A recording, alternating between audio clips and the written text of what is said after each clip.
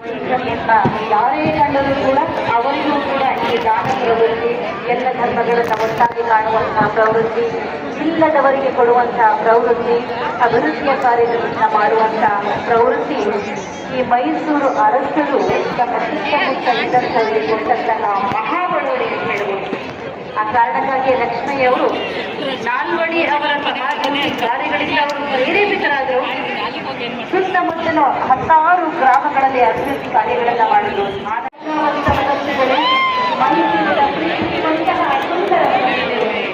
ಮೈಸೂರು ಪರಂಪರೆಯ ಭಾಗವಾಗಿರುವಂತಹ ರೀತಿಯಲ್ಲಿ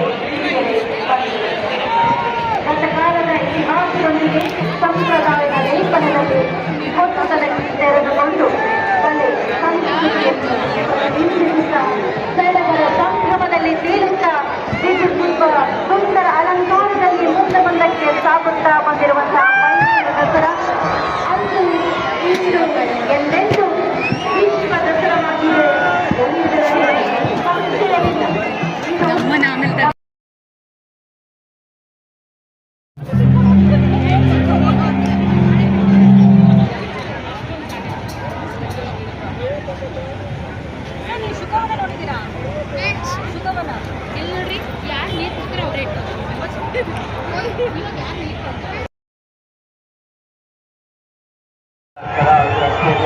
ಅಂತರರಾಷ್ಟ್ರೀಯ ಕಲಾವಿದರು ಭಾಗವಹಿಸಿದ್ದಾರೆ.